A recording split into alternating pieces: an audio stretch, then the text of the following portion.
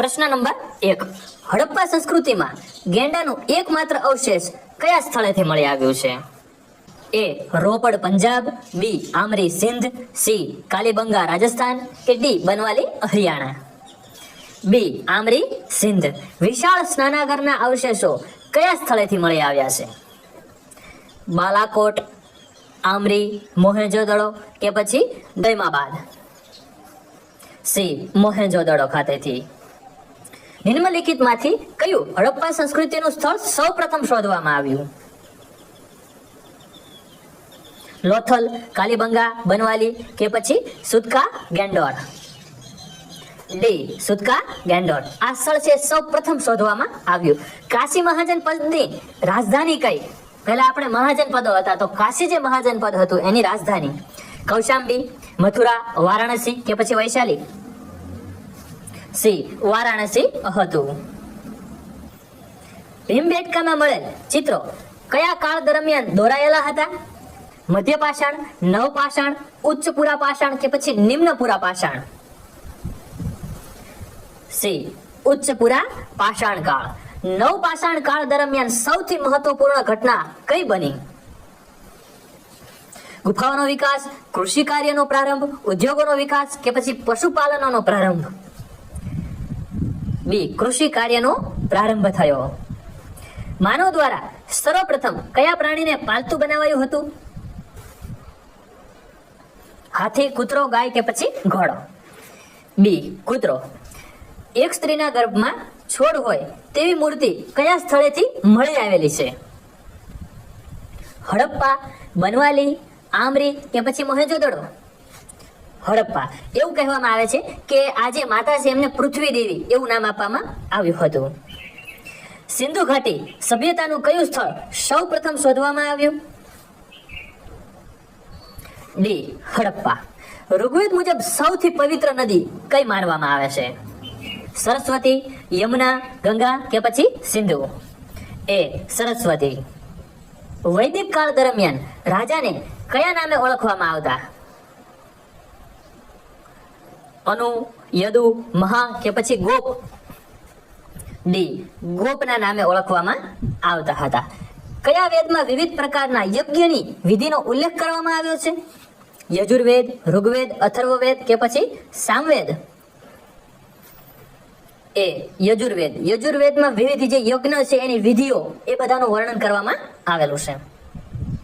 સાંખ્ય દર્શનનું પ્રવર્તક નિમ્નલિખિતમાંથી કોણ છે? મતલબ કે સાંખ્ય દર્શનના પ્રવર્તક કોણ છે? અલગ અલગ આપણે ષડ દર્શનો થઈ ગયા, 6 દર્શન. એમાં સાંખ્યના પ્રવર્તક કપિલ મુનિ, કણાદ મુનિ, ચરવાક મુનિ કે ગૌતમ મુનિ? એ કપિલ મુનિ.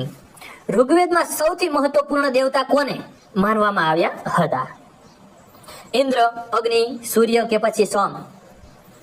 એ ઇન્દ્રદેવને. પ્રાચીન સમયમાં ઇન્દ્રદેવનું બહુ વધારે મહત્વ હતું. ઇન્દ્રદેવ છે, પછી અગ્નિદેવ, આ બધાનું. પછી ઋગ્વેદ પછી જે બીજો સમયગાળો આવ્યો, જે ઋગ્વેદ પછીનો સમયગાળો, એમાં બ્રહ્મા, વિષ્ણુ અને મહેશનું મહત્વ વધી ગયું. ઋગ્વેદના કયા મંડળમાં ગાયત્રી મંત્ર આપવામાં આવ્યો છે? ષષ્ઠમ, ત્રીજા મંડળમાં, પંચમ કે પછી ચતુર્થ? બી ત્રીજા મંડળમાં. ઋગ્વેદનો જે ત્રીજો મંડળ છે એમાં ગાયત્રી મંત્ર આપવામાં આવ્યો છે. જો વેદોને લગતા કોઈક ને કોઈક પ્રશ્નો તો અવારનવાર પરીક્ષામાં પૂછાતા જ હોય છે. બની શકે ઘણી બધી વાર એવું બનતું હોય કે આપણે જે પ્રકાશનમાંથી વાંચન કર્યું હોય ને, ક્યારેક પરીક્ષામાં પ્રશ્ન પૂછાય તો એ આપણે જે પ્રકાશનની બુકમાંથી વાંચન કર્યું છે એમાં એ આપેલો જ ન હોય, એટલે આપણે ધ્યાનમાં જ ન આવે.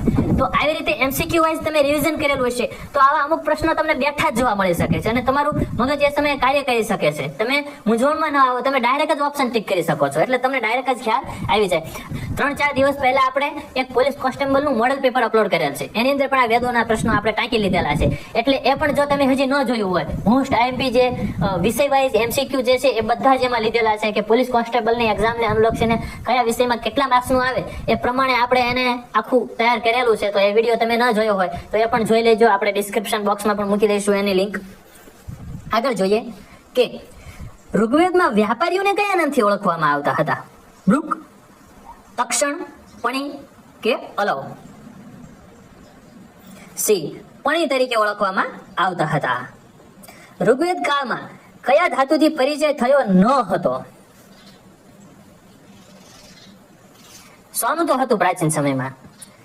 કાંસન તાંબાની તો આપણે ઋગ્વેદ પહેલાના સમયમાં જયારે મોહેંજો-દડો ઈ સમયથી કાંસું તાંબુ તો સૌ પ્રથમ તામ્ર યુગ ને પછી કાંસાનો યુગ આવ્યો. તો લોખંડ જે છે ને એનો પરિચય ન હતો. નિમ્નલિખિતમાંથી કયો યજ્ઞ રાજ્ય વિસ્તાર તેમજ જનતાની સુખ સમૃદ્ધિ માટે કરવામાં આવતો? રાજસૂય, અશ્વમેઘ, પુરુષમેઘ, વાજપેયી યજ્ઞ. બી અશ્વમેઘ યજ્ઞ. અશ્વમેઘ યજ્ઞ શ્રી રામે કર્યો તો લવકુશ એમનો ઘોડો રાખ્યો તો રામાયણ જોઈ હોય તો એની અંદર એનું બધું વર્ણન જોવા મળશે. ઉત્તર વૈદિક કાળમાં રાજા સારથીની કયા નામથી ઓળખતા? ઉત્તર વૈદિક કાળમાં રાજાના સારથીની કયા નામથી ઓળખવામાં આવતા હતા? એટલે રાજાના જે સારથી હોય એ કયા નામે ઓળખાતા? પલાગલ, ક્ષતા, અક્ષવાપ, સૂત. ડી સૂત.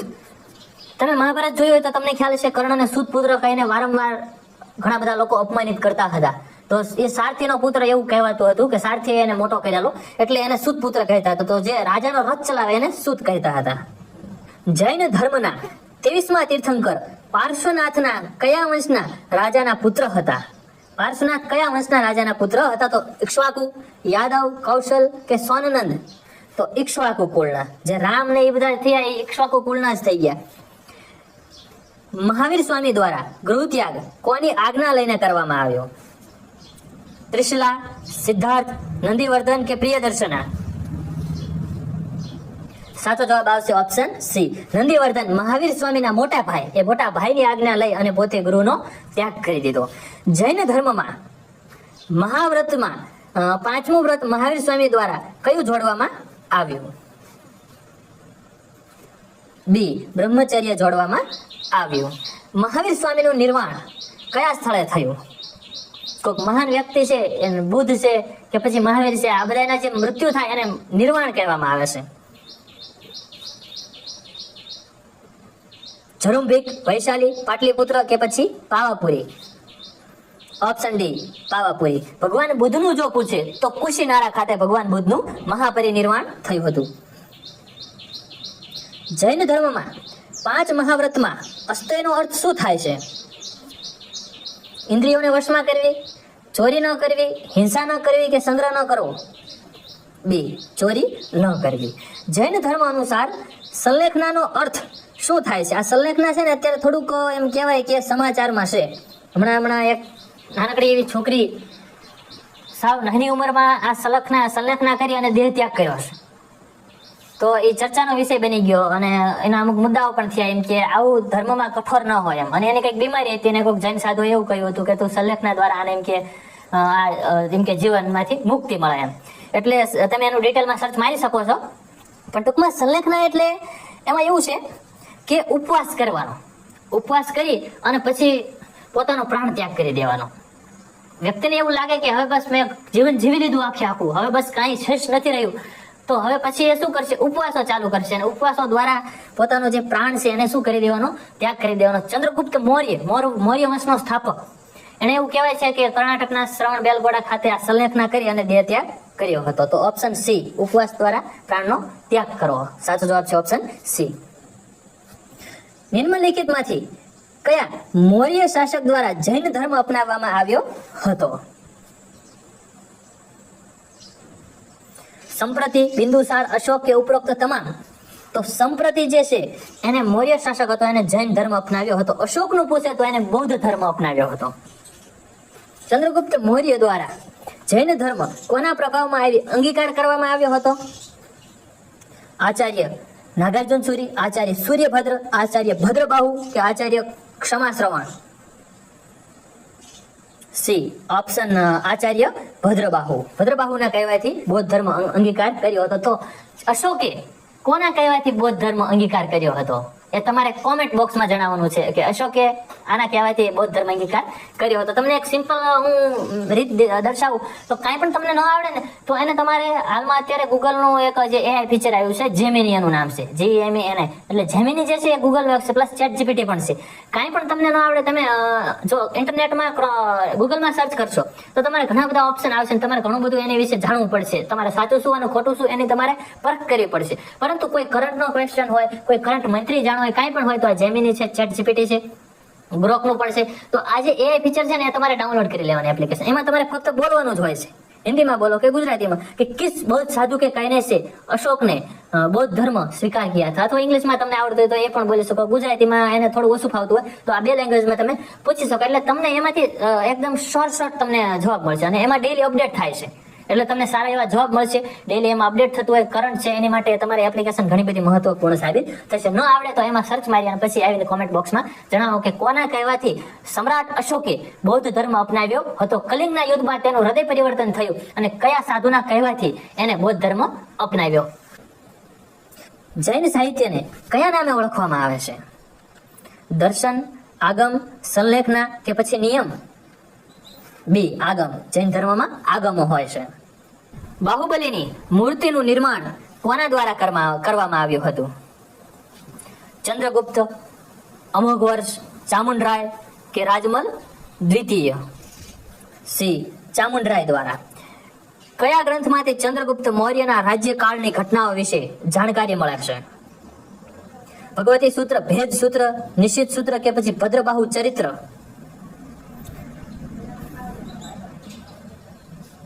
સાચો જવાબ છે ઓપ્શન ડી, ભદ્રબાહુ ચરિત્ર. પ્રથમ જૈન મહાસભા કોની અધ્યક્ષતામાં મળી? સ્થૂલભદ્ર, આચાર્ય સૂર્યયોગ, આચાર્ય અંગત કે પછી ભદ્રબાહુ? એ સ્થૂલભદ્ર. બીજી જૈન મહાસભાનું આયોજન વલ્લભીમાં કોની અધ્યક્ષતા હેઠળ કરવામાં આવ્યું? ખાસ મહત્વનું આપણું ભાવનગરનું વલ્લભીપુર, એમાં જો આ આયોજન થયું હોય તો એ આપણે મહત્વનું બની જાય છે. આચાર્ય સંઘ, નાગાર્જુન સુરી, આચાર્ય ભીમાર્જુન સુરી કે પછી દેવર્ધી શ્રમાશ્રવણ? સાચો ઓપ્શન છે સી, દેવર્ધી શ્રમાશ્રવણ. બૌદ્ધ દર્શન અનુસાર સમ્યક સંકલ્પ શેના માટે ઉપયોગી છે? કર્મોની શુદ્ધતા, આચરણની શુદ્ધતા, સાત્વિક ભાવ કે પછી વિચારોની શુદ્ધતા? ડી, વિચારોની શુદ્ધતા, પ્યોર થોટ. બૌદ્ધ સંઘની સભામાં પ્રસ્તાવના પાઠને શું કહેવામાં આવે છે? આહત, અનુસાવન, પ્રમિખ કે પરિણીય? બી, અનુસાવન. ગૃહસ્થ રહી બૌદ્ધ ધર્મ પાળવા વાળા લોકોને શું કહેવામાં આવે છે? અનુવર્ગ, શ્રમણ, ભોક્તા કે પછી ઉપાસક? ડી, ઉપાસક કહેવામાં આવે છે. ચોખંડી સ્તૂપ કયા રાજ્યમાં આવેલ છે? ઓડિશા, ઉત્તર પ્રદેશ, બિહાર કે પછી આંધ્રપ્રદેશ? બી, યુપી.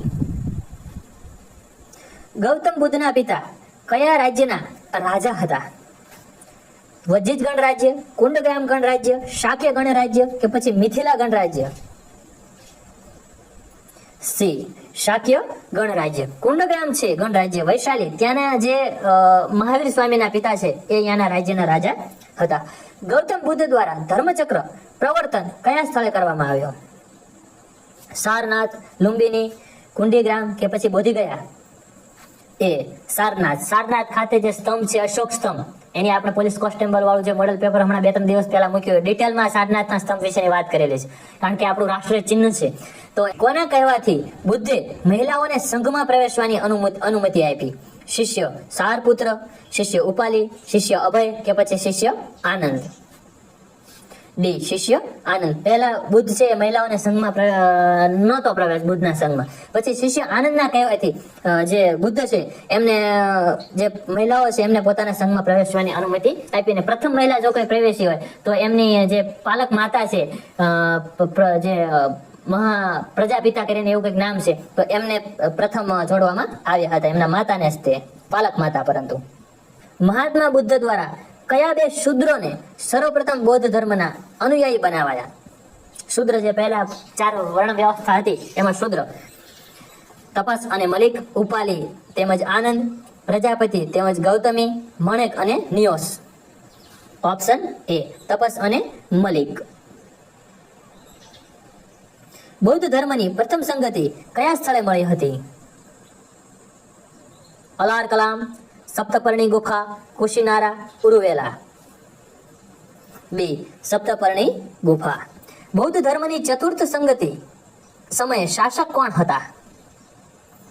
આદિત્ય પ્રથમ, કનિષ્ક, અશોક, ચંદ્રગુપ્ત. કનિષ્ક. બૌદ્ધ આચાર્ય નાગાર્જુન દ્વારા કયા સિદ્ધાંતનું પ્રતિપાદન કરવામાં આવ્યું? સ્થવિરવાદ, શૂન્યવાદ, વિજ્ઞાનવાદ કે યોગાચારવાદ? બી શૂન્યવાદ. શ્રીલંકાનો ઇતિહાસ સાથે સંબંધિત બૌદ્ધ ગ્રંથ કયો છે? મહાવસ્તુ, મિલિંદ પન્હો, અભિગમ કોશ કે દીપવંશ? ડી દીપવંશ. મહાત્મા બુદ્ધના શિષ્ય દ્વારા તેમના ઉપદેશોનું સંકલન કયા ગ્રંથમાં કરાયું? મહાવસ્તુ, મિલિંદ પન્હો, અભિગમ કોશ કે ત્રિપિટક? તો બુદ્ધના શિષ્યો દ્વારા જે એમના મુખ્ય જે ઉપદેશો છે ને એનું સંકલન ત્રિપિટકમાં કરાવ્યું. બૌદ્ધ ધર્મમાં સૌથી મહત્વનો ગ્રંથ હોય તો એ ત્રિપિટક, અને જૈન ધર્મમાં હોય તો એ છે કલ્પસૂત્ર. વિશ્વનું પ્રથમ ગણતંત્ર કયા જનપદને માનવામાં આવે છે? મગધ, વૈશાલીનું લીછવી, કંબોજ કે પછી અવંતી? બી વૈશાલીનું લીછવી ગણરાજ્ય. એમ કહેવાય છે કે મહાવીર સ્વામી પણ અહીંયા જ જન્મ થયેલો છે.